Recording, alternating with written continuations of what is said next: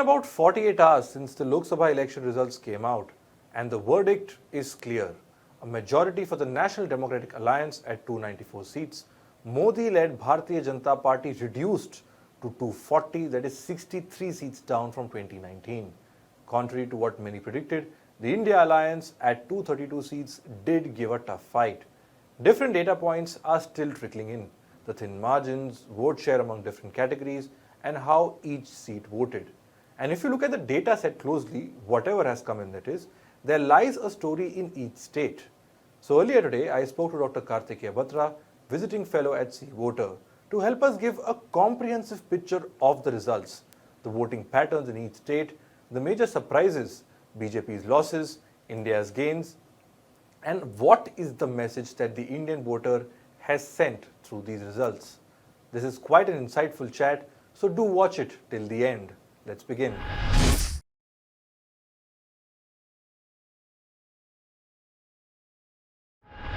Dr. Batra, thank you so much for taking out the time and speaking with me. Let's dive straight into it because there's a lot to unpack.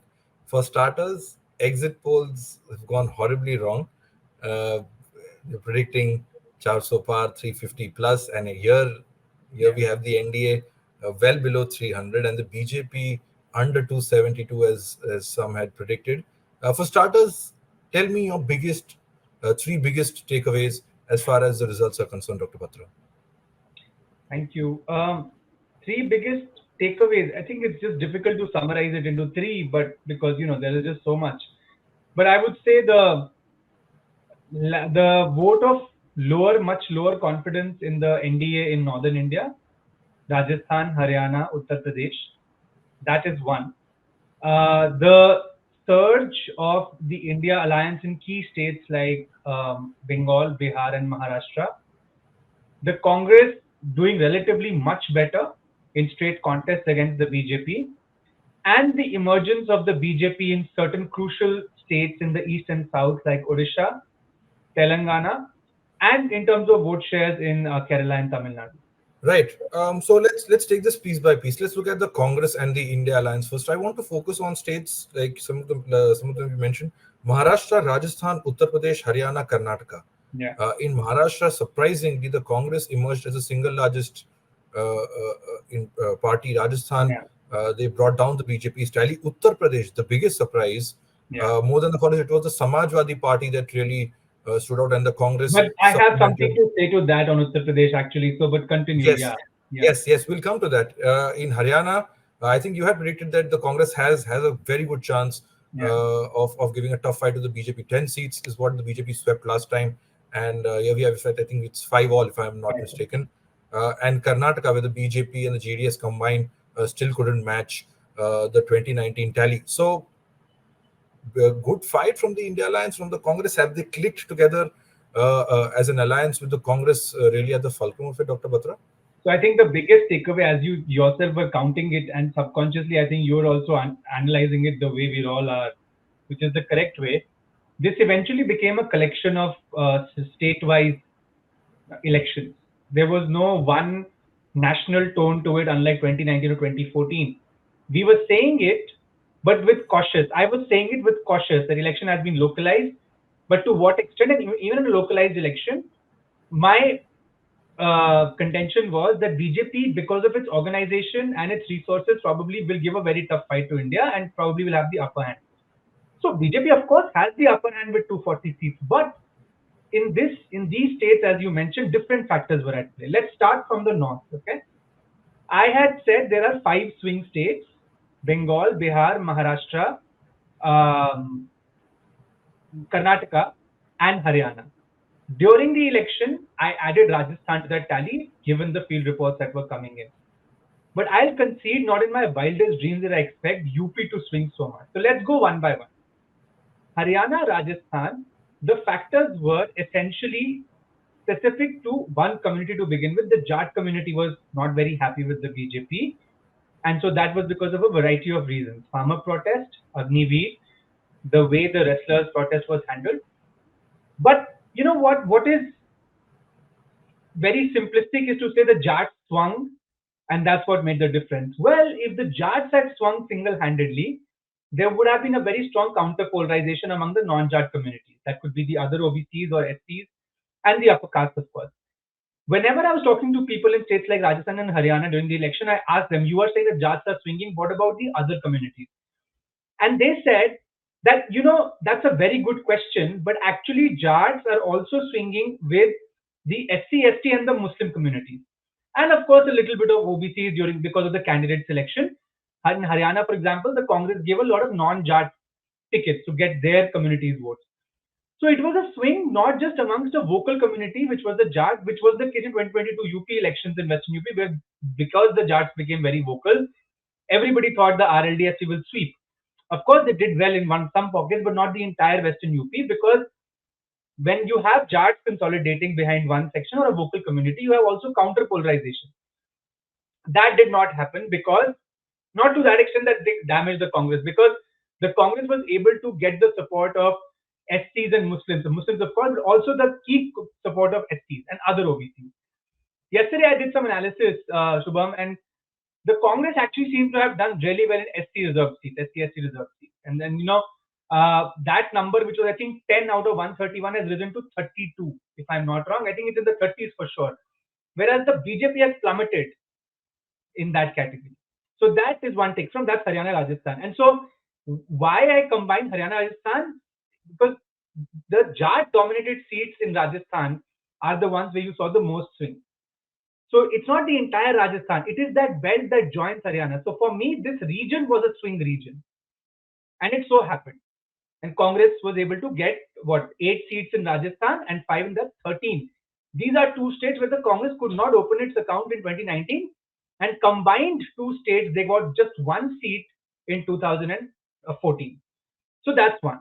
If you have a preference of states, I can go according to that, but then otherwise I can pick up Bihar next.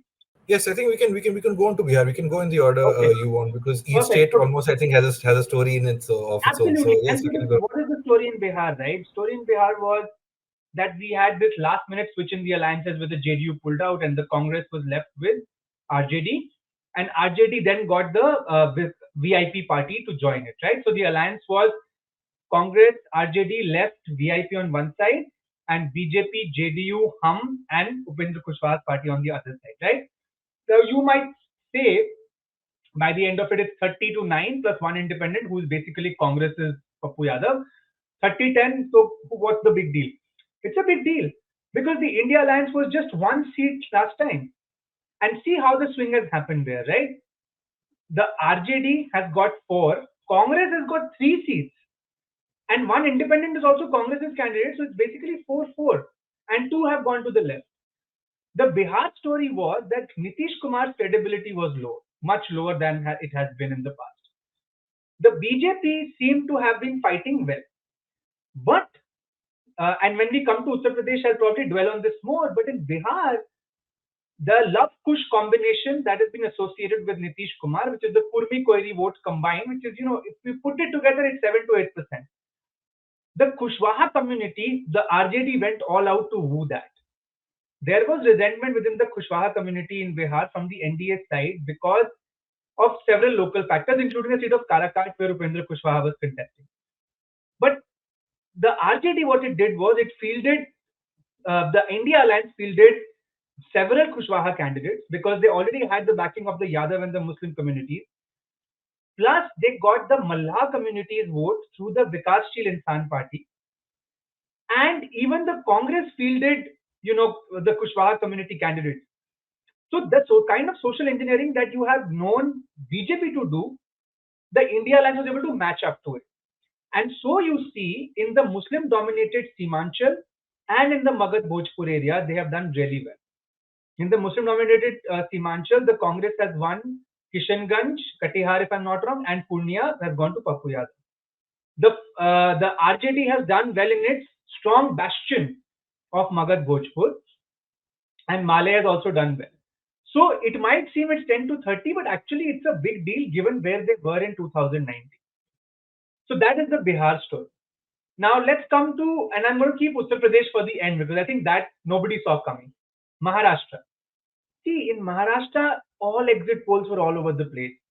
So C Voter, which I am affiliated with in a small capacity, we were giving neck and neck with us, with basically no edge to anybody. Eventually, the India Alliance raised it, but several exit polls were keeping NDA ahead. But this was a poll like no other because so much had changed in Maharashtra that you didn't know where the Shiv Sena vote is going, you didn't know where the NCP vote was going. All you knew was BJP, Congress, they are standing where they were. And what a resurgence by the Congress. And I'm sure they've been helped once again by the Dalit vote because uh, as analysis will come in, I think one will see that the Prakash Ambedkar factor did not work well. So in the Vidarbha region, the Congress seems to have pulled its weight. And I think that is great news because the Vidarbha region has been a traditional Congress stronghold.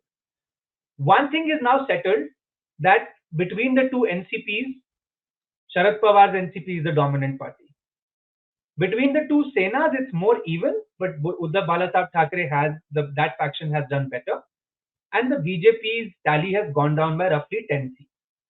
The other thing that you have to understand, when turnout data was coming in, I was consistently saying turnout is rising in seats where there is high contest. And you know what? In Maharashtra, roughly 70 to 80% seats saw higher turnout, which means that contests were really keen. And we are seeing the results that we are. Finally, not finally, but I think Karnataka and Bengal then merit our attention. In Bengal, Dr. Batra, I'll just interject here before you move on to the other state. One point about Maharashtra. Uddhav Thackeray contested the maximum number of seats as far as the Mahavikas Aghadi was concerned. They contested 21. They won 9. Yes. Eknath Shinde, in comparison, contested fewer seats, but won, 6 to 7 seats. So that's a very good point. I think not a lot of people are focusing their attention right now. The strike rate of the Shiv Sena, Uddhav Sahab Thackeray has been the worst. Whereas the Congress's strike rate has been fantastic, so has been the NCP Sharad Pawar's strike rate. But in terms of absolute numbers, yes. So I absolutely take your point. And maybe they went a bit too overboard with their, seat selection, like Sangli. Sangli went to an independent. It should have been a Congress seat, right? But they took Sangli and, and announced their candidate. So that's fine. I agree with that part. But, one will have to deep dive into what kind of seats they contested, which are the seats which were actually tough seats, which they just got, let's, increase our quota. We know our effective number of seats is whatever. So that part I agree with. Yes. Let's come to Bengal. And I think Bengal, everybody said the BJP will rise. And I think two states where everybody kind of got it wrong was Bengal and UP. And I think again in Bengal, the Trinamool Congress made inroads in places where the BJP was doing well, especially in places like Jungle Mahal. And so again, that basically means that the ST vote that had gone to the BJP in 2019, 2021 to a large extent has come back to the Trinamool Congress. So I think that is again, so the Dalit vote I think is a very key trend in this entire election. So that is what has happened in West Bengal. And I think West Bengal has basically left all pollsters, puzzled. The other thing in West Bengal is that it's difficult to conduct surveys for obvious political reasons. That could be one of the reasons, but people got it wrong. Agencies got it wrong, including C voters. So that's fine. But Mamata Banerjee made such a strong statement with this, and I think this is a much worse performance for the BJP than in 2019. Forget about improving their tally. Finally, Karnataka. Before I come to UP, Shubham, I think Karnataka again pollsters were giving Congress 5, 7, and they moved to 9. My own assessment was, and this is in March, a very good target for the Congress would be somewhere between 10 to 15. I was not over optimistic that they would cross 20 like a lot of people were saying, but I was not as pessimistic to say that it will 3 to 5 or 5. For me, a very good target was 9 to the 10 to 15, at most 15. Given that, I think they've done a decent job. The one bad news I think for the Congress, especially Mr. DK Shivkumar, would be that in the old Mysore area, they haven't done that. The Karnataka results are a big leg up for Mr. Khadge though, because in his area, where SC, ST, Muslim population dominate, the Congress has swept Gulbarga, Raichur, that entire belt. So I think Karnataka, the Congress has clocked a decent performance. They might have expected 10, 12, maybe 12 or 15, but I think 9 is good. It's 8 seats up. So you have to understand that last time Congress had double-digit seats from just one state, Kerala. This time they have 2 double-digit states, almost double-digit in states like Rajasthan and Karnataka. And gains are coming from all across the country. Now come to UP.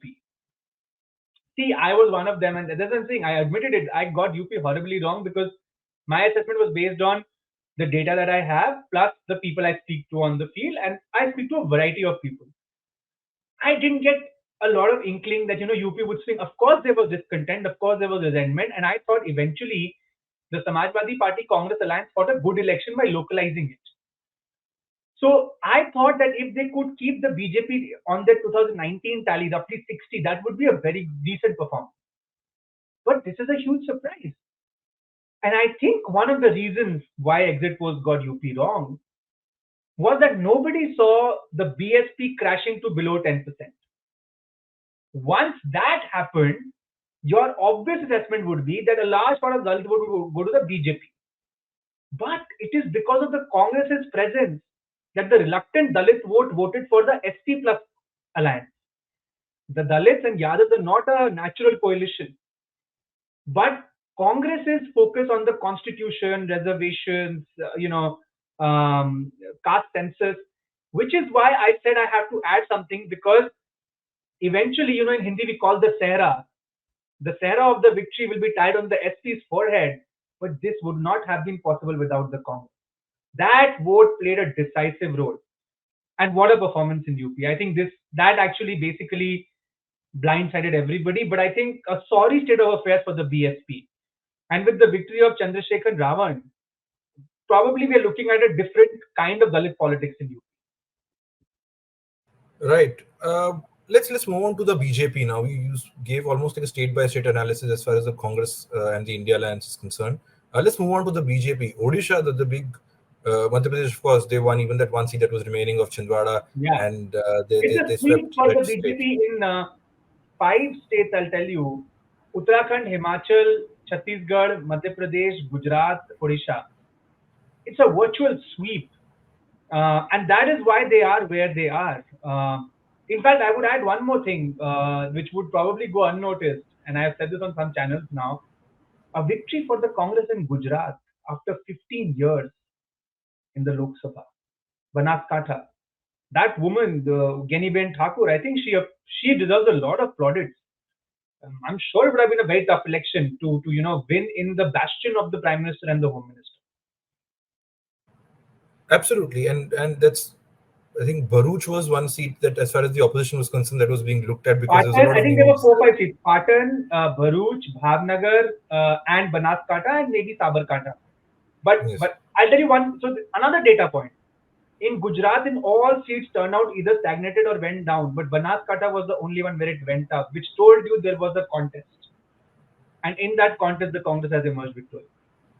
But Dr. Batra, is there some concrete evidence over the years to suggest that high or low voter turnout either favors the incumbent or No. goes against the incumbent? No, which is why I've been very careful in my words. If you listen to what I just said, is not that it benefited BJP or Congress. What I'm saying is where there was a keen contest, turnout went up. So let's see. Places like Madhya Pradesh, turnout did not go up in most seats because you knew BJP would do well. Places like Tamil Nadu, Kerala, it did not go up because you knew that the India Alliance would do well. So both sides, the low competition states, turnout more or less went down. Where did it go up? Karnataka. All seats, either stagnant in 2019 or higher. Where did it go up? Maharashtra. Where did it go up in Gujarat? One seat, which eventually the Congress won because that means there was a contest. In Rajasthan, it went up in Barmer because of the emergence of one independent candidate who essentially ensured that the Congress eventually won. So one should not look at turnout data from the lens of incumbent versus non-incumbent. One should look at the turnout data from the lens of the level of competition. You will only go out to vote if you think your vote matters. When you know it's more or less settled, what will I do? Then you probably are not that motivated. And that's the takeaway. Right. Let's go on to the BJP. Odisha is one state where they stunned the Biju Janata Dal both in the assembly and in the Lok Sabha. Kerala, surprisingly, they got they had their first MP in Suresh Gopi from Trishur. Telangana is where they made inroads. So for the BJP, is this? I know I think the maths that I saw it as far as the exit poll was concerned, they said it looked like north and west. The BJP will consolidate. East and south is where they will make gains. What No, if you correct me if I'm I think it said that North and West will be marginal losses, which will be okay, more than compensated by the South and the East. right? But That's what the what we are exit now poll said. Sorry, go ahead. yes, what we are now seeing is North and West, if they've ended up losing some seats, Tamil Nadu, they did not open their account, but in some states like Odisha, Telangana, Yeah. Kerala, is when the BJP has made inroads. So is it just a consolation for the Bharatiya Janata Party, or do you see something more than that for the BJP there in these states? So I think consolation, but also the fact they've reached 240, a large credit goes to Odisha, right? If Odisha had not happened, they probably would have been at 230 or 225, right? So let's look at what happened. So in some states, Shubham, the ticket distribution was horrible by the BJP. Like Uttar Pradesh, they repeated several candidates who should not have been repeated. Rajasthan ticket distribution was a problem. So those are local factors. Now they swept. I told you, Madhya Pradesh, Chhattisgarh, Gujarat, Himachal, Uttarakhand. That has something to say about the Congress's innate weakness in these states, where it is still lagging behind the BJP big time, right? So the BJP was able to secure these states, and credit to them. Even Assam, they did really well. Jharkhand, they're down a little bit, but still, it's a decent performance because they are eight. The alliance is 9 out of 14. Of course, it's down. They are down, and the alliance is down. But the gains in the south did not fructify as most experts who were predicting 350 or 400 were saying. Because Tamil Nadu, as you said, was zero, but people were saying Tamil Nadu NDA or BJP would be 2 to 3, 3 to 4. Kerala, 1, okay, yes. Telangana, we gave it very close, and that's exactly what happened, 8 to 8. But some exit polls were giving BJP double digits, but that did not happen. Andhra, they gained because of that very smart alliance with the Jan Sena and the TDP. Odisha, as you said, is the biggest positive for the BJP. But unfortunately, the new ground that they broke was not sufficient to compensate for the losses that they had in their core states or the states where in 2019 they did well. So Odisha, the other thing, they also won the assembly election. I honestly thought that the day the exit polls came out for the Odisha Lok Sabha, that assembly would still be the BJD. But it seems Odisha is now saying, let's enough of Mr. Patnaik. Thank you, you've done well, we love you, but it's time for a new formation because the Congress, as hard as it may try, has not been able to provide a political alternative to the BJD in Odisha. So the BJP was for the longest time fighting for the number 2 spot, and now it's number 1. And I think it will remain number 1 for some time unless the Congress now senses that there is a political vacuum in Odisha which they can fill up quickly. Because my sense is in the next few years, if the BJD does not have succession planning, which by the way is not visible to us right now, if they don't have adequate succession planning, we don't know what the future of the BJD as a party would be. That in general is a theme. Any party unaligned with the national formation has suffered badly this election. YSRCP, BJD, BSP, AIADMK, Shiromani Akali Dal. Look at all these standalone parties that thought that they would do well without aligning with the formation. They've all gone down. So I think Is, Odisha will is that see some political churn in the coming years. exactly? That was what my next question was about regional parties and the ones who didn't align. Um, we've almost gone back to that era of coalition politics. 10 years is what we saw, brute majority, the Bharatiya Janata Party leading the way. How do you see the role of regional parties? On one hand, the India Alliance.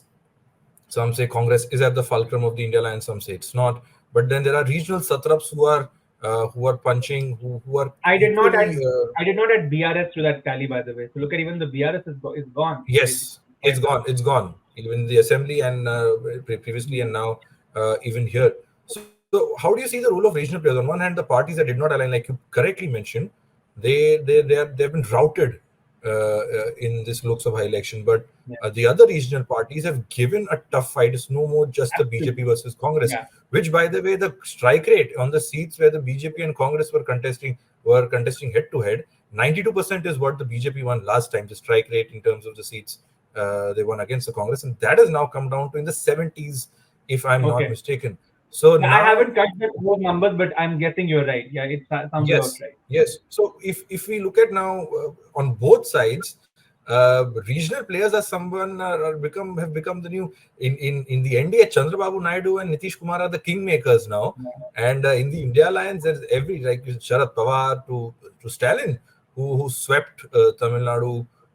You get other states. Mamta Banerjee also put up a very good show in West Bengal. So, how do you see the role of regional parties, given that we know now that we are not entering the era of a brute majority on Well, the Shubham, NDA? I wouldn't draw that conclusion that we're entering into an era. We have just one data point yet as of now, right? So let's see. Right. Maybe next time one party gets 300 again. So we don't. But this election, yes. This So election, this election, yes, yes. this election, you're absolutely right that, as I said, this was fought like a collection of state elections. Unlike 2014-19, where the BJP saw a secular swing in its favor because it was a nationalized election. In both elections, there was a national sentiment. This election was a collection of state elections, right? So it got localized, and so which is why the regional parties who had a stake in either of the two alliances became relevant. Because the people knew they are voting for a formation which probably has a shot at the center. And that tells you that they're not voting so much for their local MP. Maybe they are, but they're also putting adequate weightage to the fact that we also have to make sure that our vote doesn't go waste. And so a party which has no truck with either two alliances, why vote for them? So we'd go for someone who we think will be associated with an alliance in the center. Of course, the candidate is important. So I think that's there. But the regional parties will still dominate the assembly elections. That will be still there. Come 2025, Bihar, you will see Tejasvi Yadav will be the face of the alliance. 2026, Mamta Banerjee will be the face of the alliance. You can't write off Jagan Reddy in the state elections next time. BSP, I'm not very sure of, because BSP, I think, is a question of intent.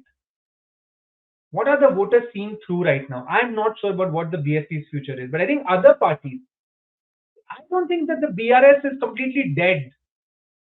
Because unlike, say, BJP, they have a succession plan. There is KTR. You never know. If the BJP slips up, probably they'll become challengers. There's still 4 years to go, more than 4 years to go to the assembly elections. So my sense is, assembly elections, regional parties will be in the game even as solo players. Because there they can ensure that they have their own chief minister. But national elections, it's, I think, now getting clearer. You have to be with one of the two formations, the two poles, Congress or BJP. Otherwise, you are in trouble. My final question to you, Dr. Batra. This has been quite an election in more ways than one. It began with Char So Par, the claims were all over the place, and some said it was a tough fight. Then political strategists, sophologists, everybody was in the game with their estimation.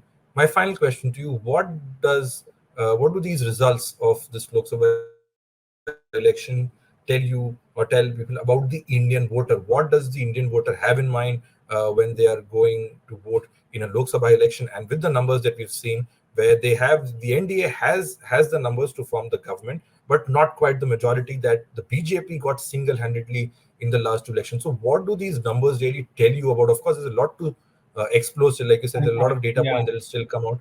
What does it say I, about the Indian voter? I think what stands out, Shubham, is that the Indian voter is kind enough to give majority, but is also smart enough to ensure that there is some balance of power. That nobody, in Hindi, there's a word called nirankush, boundless. So the Indian voter knows that power can become boundless. People in power can go overboard. And the whole issue of the constitution became a way of articulating it. But at the end of it, it was all about that, we like this person. The BJP's vote share is still 38%. That's not low. Or 37, 38, something. I mean, let me look at the final number. The BJP's vote share is in the late 30s, right? So doesn't mean that the Prime Minister has suddenly become unpopular or the BJP has suddenly become unpopular to the extent that some would like to believe. No. But what has happened is that the 36.6%, that's huge. I don't remember the last time the Congress got that vote share, right? So it's still 36.6%. But the voter has said, okay, we like you. and we think that you're good, but we have to also ensure that there are balances and checks.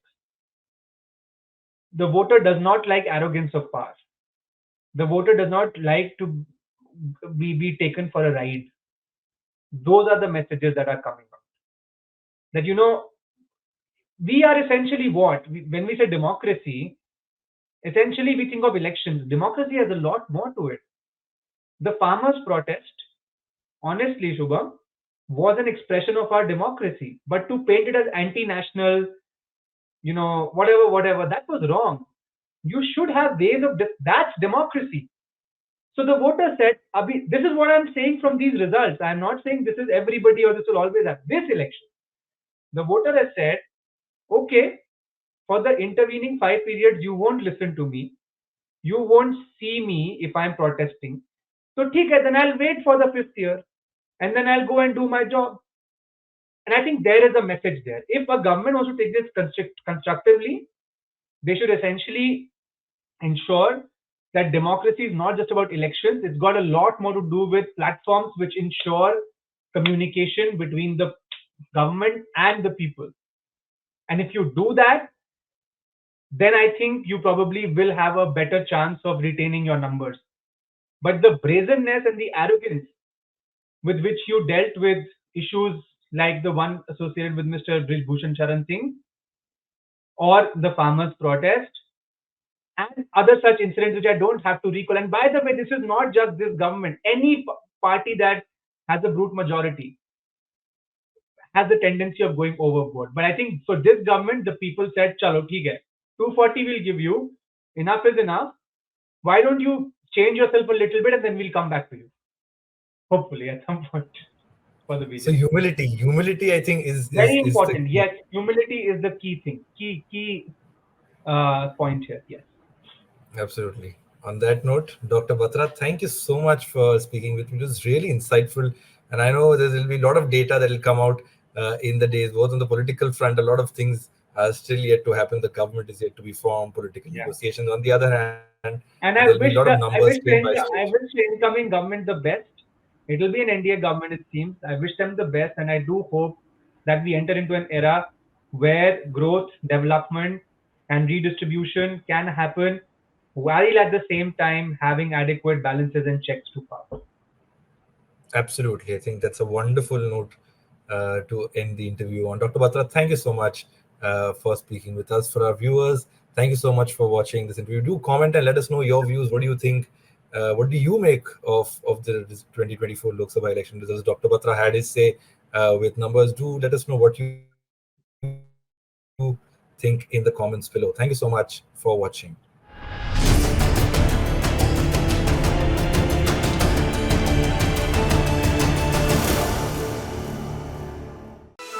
Stay ahead with our cutting-edge news app. Instantly access the latest shorts in just 1 minute and breaking news in just 50 words. Download now for a smarter, faster news experience.